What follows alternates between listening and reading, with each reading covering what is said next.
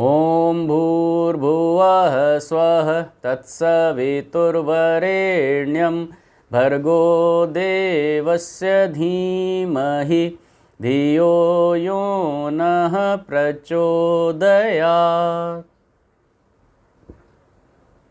प्रणाम साधको।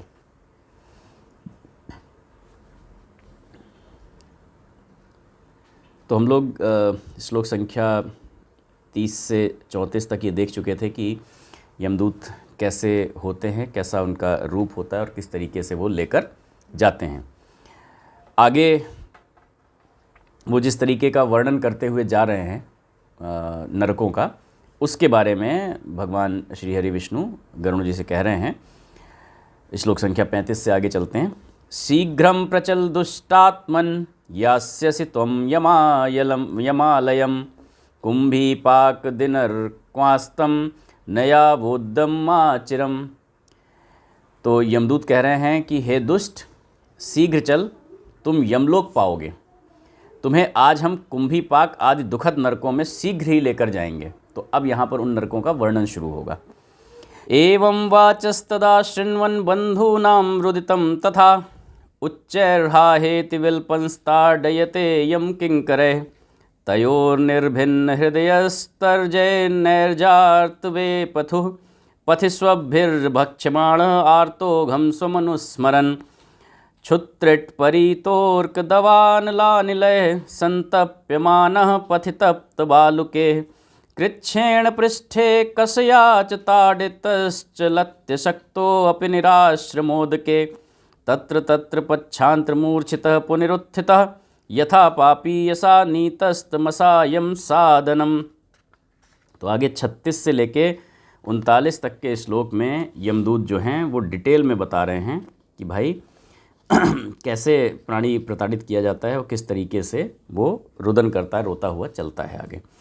तो इस प्रकार यमदूतों की वाणी तथा स्वजनों का रुदन सुनता हुआ, तो यहाँ पे ये चीज़ स्पष्ट है कि उसके जो वो अपना सूक्ष्म एक यमलोक इस तरीके का तैयार कर रहा है जिसमें यमदूत दिख रहे हैं और सारी चीज़ें दिख रही हैं, उसमें उसको यमदूतों का वो सब सुनाना भी सुनाई दे रहा है कि कैसा वर्णन जो कर रहे हैं नरकों का, और साथ में अभी जो लोग मृत्यु हो जाने की वजह से जो आसपास खड़े थे जो रो रहे हैं, उनका रोना विलाप करना भी सुनाई दे रहा है, वो रोना भी सुनाई दे रहा है वहाँ से। तो वह जीव जोर से हाहाकार करके रुदन करता है, तो अब वो खुद जोर से रोता है। अब ऑफ कोर्स उसकी इंद्रियां तो है नहीं, तो वो सूक्ष्म में ही रो रहा है और यमदूतों के द्वारा प्रताड़ित किया जाता है। यमदूतों की ताड़नाओं से उसका हृदय दुखी और विदीर्ण हो जाता है, वह कांपने लगता है। मार्ग में उसे कुत्ते काटते हैं और अपने पूर्वकृत पापों का स्मरण करता हुआ वह पीड़ित जीव यम मार्ग में चलता है। तो वो मतलब सब कुछ वही आपका सूक्ष्म मन उसमें ये हो रहा है कि कुत्ते के काटने जैसा पीड़ा हो रही है कि कुत्ते ने काट लिया, यमदूत ताड़ना दे रहे हैं अलग अलग तरीके की। तो अब उसको सारे पाप वो याद आते हैं कि मैंने क्या क्या गलत काम किए हैं, और वो यम मार्ग में चल रहा है। भूख और प्यास से दुखी होकर सूर्य, दावाग्नि एवं वायु के थपेड़ों से संतप्त होते हुए और यमदूतों के द्वारा पीठ पर कोड़ों से मारे जाते हुए उस जीव को तपी हुई बालू से पूर्ण तथा विश्राम और जल से रहित मार्ग पर असमर्थ होते हुए भी दुखदायी कठिनाइयों से गुजरना पड़ता है। तो इस तरीके की तकलीफ़ फील होती है उसको। ऐसा लगता है कि जैसे अग्नि में जलते हुए जिस तरह की तकलीफ़ होती है, या जो गर्म लू के थपेड़े, जो गर्म हवा होती है उसके जो थपेड़े होते हैं, या फिर पीठ पे कोड़ों से मारा जा रहा है तो उनका जो तकलीफ़ होती है। और आप समझिए कि तपी हुई रेत पे कोई चल रहा है, बालू पे चल रहा है, और ना उसको कहीं आराम करने की कोई जगह मिल रही है, मतलब तपी हुई बालू है बट उसी पे चलना है, कहीं छाया और वो कुछ तो है नहीं कि कहीं रुक जाए, और उसमें पानी भी नहीं है क्योंकि वहाँ प्यास लगेगी ऐसे में बहुत, तो पानी भी नहीं है। लेकिन ये सब कुछ होते हुए भी उसको इसी कठिनाइयों से गुजरना पड़ता है। थक कर जगह जगह गिरता और मूर्छित होता हुआ पुनः उठकर पापी जनों की भांति अंधकार से युक्त यमलोक में ले जाया जाता है। तो ये बार बार, क्योंकि जब पीड़ा बहुत ज़्यादा हो जाती है तो व्यक्ति मूर्छित हो जाता है। नॉर्मल हम इसको देह में तो ऐसे समझ ही सकते हैं कि जब एक हद से ज़्यादा दर्द हो जाता है, आपकी बॉडी जिस दर्द को बर्दाश्त करने के काबिल नहीं है, जहाँ तक आप देखिए कई बार आदमी कहता है फिर वो बेहोश हो गया, तो बेहोश होना उस आदमी के लिए अच्छा है क्योंकि वो उस लेवल से ज़्यादा दर्द बढ़ गया जिसको वो सह नहीं सकता। तो आपका ब्रेन खुद ही आपको मूर्छित कर देता है, वो आपको बेहोश कर देता है ताकि वे फिर उस दर्द का आपको एहसास ना हो, इतना ज़्यादा दर्द है वो। तो अंधकार से युक्त यमलोक में फिर वो ले जाया जाता है। इसके आगे चलते हैं, फिर आगे मतलब जो है कैसे कैसे मुहूर्त में वो पहुंचता है इसका वर्णन आ रहा है। त्रिभिर्मुहूर्तैर्द्वाभ्यां वा नीयते तत्र मानवः प्रदर्शयन्ति दूतास्ता घोरा नरकयातनाः मुहूर्तमात्रात् त्वरितं यमं वीक्ष्य भयं पुमान यमाज्ञया समं दूते पुनरायाति खेचरः आगम्य वासनाबद्धो देहमिच्छन् यमानुगैः धृतः पाशेन रुदिति क्षुत्रिडभ्यां परिपीडतः।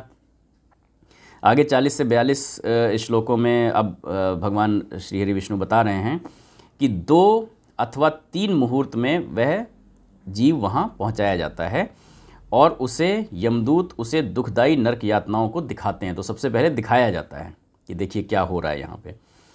मुहूर्त मात्र में यम को और नरकी यातनाओं के दुखदाई भय को देखकर वह व्यक्ति यम की आज्ञा से आकाश पथ से यमदूतों के साथ पुनः इस मनुष्य लोक में चला आता है।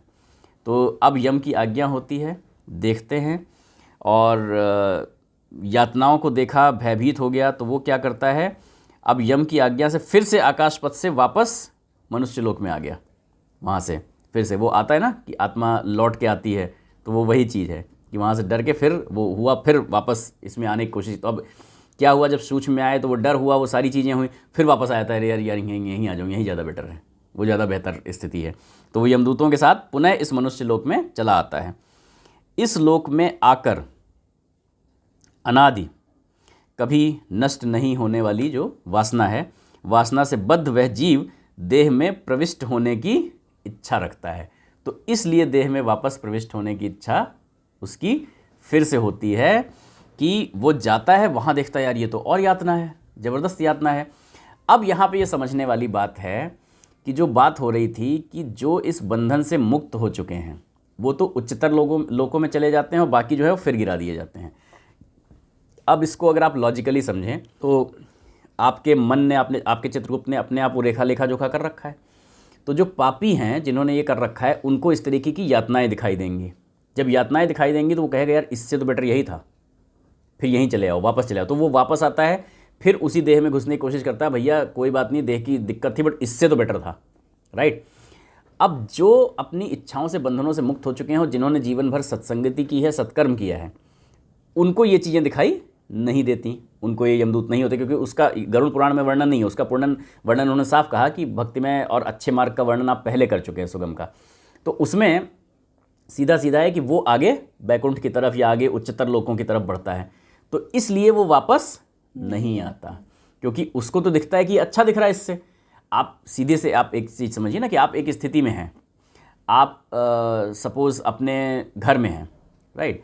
आप बाहर निकले कहीं और आपने एक सस्ता होटल या एक सस्ती धर्मशाला ले ली, वहाँ उतनी भी स्थितियाँ नहीं थीं जितनी कि आपके घर में थी। तो आपका क्या होगा, भाई साहब यहाँ से तो जल्दी से पूरा, चलो ऐसा करो भाग चले घर ही वापस चलें।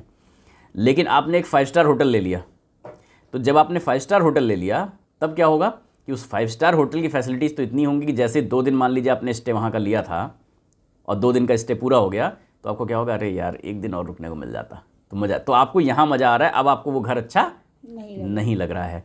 तो वो लेकिन अपने लिए 5 स्टार होटल आप तब बना पाते हैं, 5 स्टार होटल का टिकट महंगा होता है ना, तो वो महंगे के लिए यहाँ पे अच्छे कर्म करने पड़ते हैं।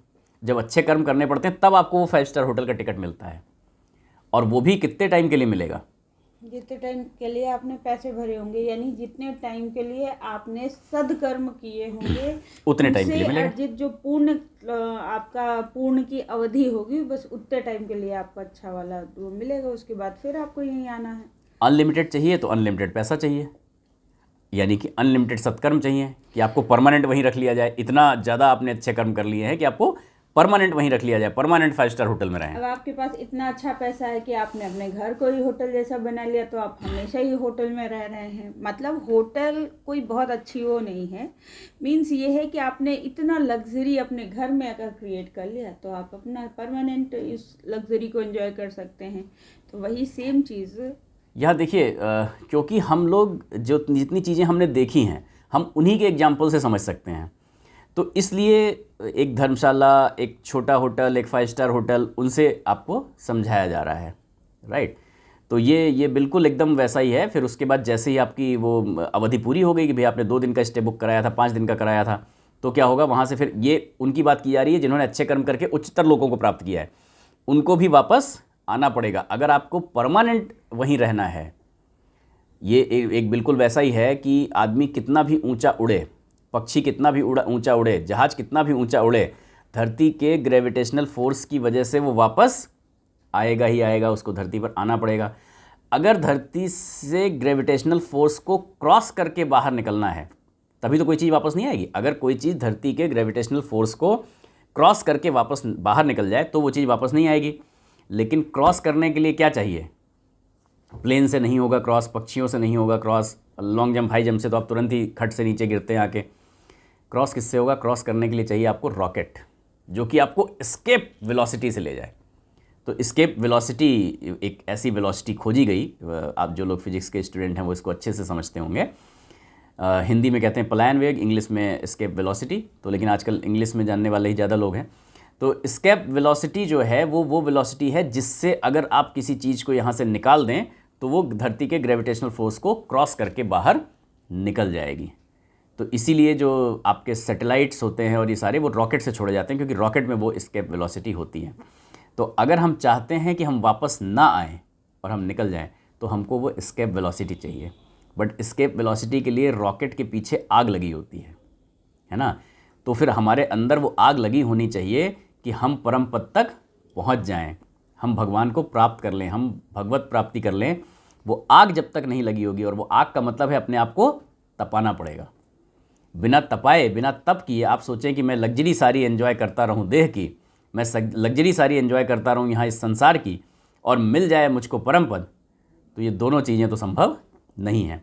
हाँ, थोड़ा किया तो थोड़े में क्या होगा कि भाई प्लेन का टिकट तो मिल सकता है, लेकिन जैसे ही वो प्लेन नीचे उतरेगा तो फिर क्या होगा कि साहब ऐसा है, आपकी यात्रा पूरी हुई और बाहर का टेम्परेचर फिर 45 डिग्री है। आप निकलिए, अंदर तो टेम्परेचर मेंटेन किया होता है ना, बाहर का टेम्परेचर 45 डिग्री, आप कहें नहीं मैं तो यहीं बैठे रहना चाहता हूँ, बैठे रहना चाहता हूँ, फिर से टिकट खरीदो, नीचे जाओ, जाना पड़ेगा नीचे, फिर टिकट खरीदो, राइट।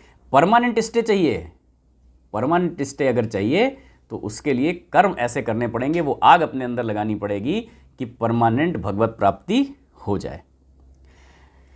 तो इस तरह से वो देह में वापस आने की इच्छा क्यों रखता है, मुझे लगता है अब तक ये साधक समझ गए होंगे। क्योंकि वहाँ वाले कष्ट जब हुए मानसिक, उसमें तो उन्होंने कहा साहब इस कष्ट से अच्छा, भले उस कष्ट में देह में भी ऑफकोर्स अगर वो आयु पूरी करके गया है तो देह में भी कष्ट ही हो रहा होगा, कोई बहुत अच्छा तो नहीं रहा होगा क्योंकि इंद्रियां शिथिल पड़ जाती हैं सारी चीज़ें। लेकिन वो कहता है इसके कंपेरिजन में तो यही सही है, इसी में आ जाओ।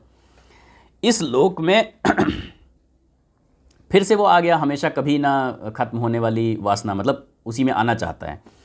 वासना से बद्ध वह जीव इसी देह में प्रविष्ट होने की इच्छा रखता है, किंतु यमदूतों द्वारा पकड़कर यमपास में बांध दिए जाने से भूख और प्यास से अत्यंत तृषित पीड़ित होकर रोता है, आ नहीं सकता।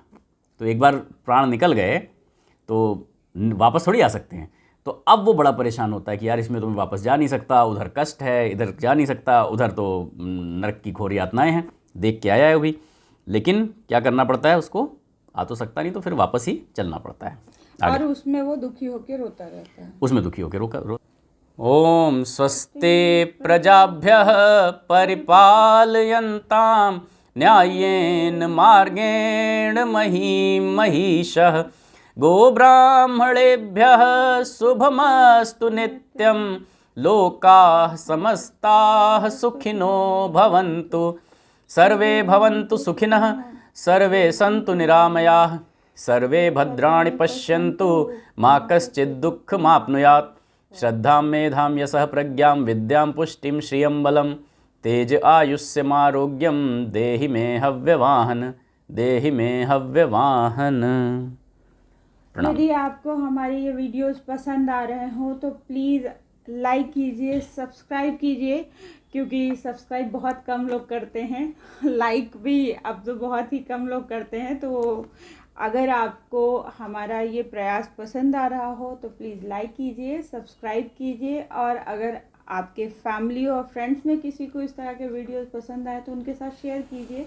अवश्य शेयर करें, सभी को लाभ होना चाहिए। यदि आपको लगता है कि आपको इससे कुछ लाभ हो रहा है तो हम हमेशा ऐसी मिठाई अपने प्रियजनों को सबसे पहले खिलाना चाहते हैं जो हमको अच्छी लगती है। तो अगर हमें कथा अच्छी लग रही है, हमें लग रहा है कि इससे हमें कुछ लाभ प्राप्त होगा, तो हमें सबसे पहले अपने नियर एंड डियर्स के साथ शेयर करना चाहिए।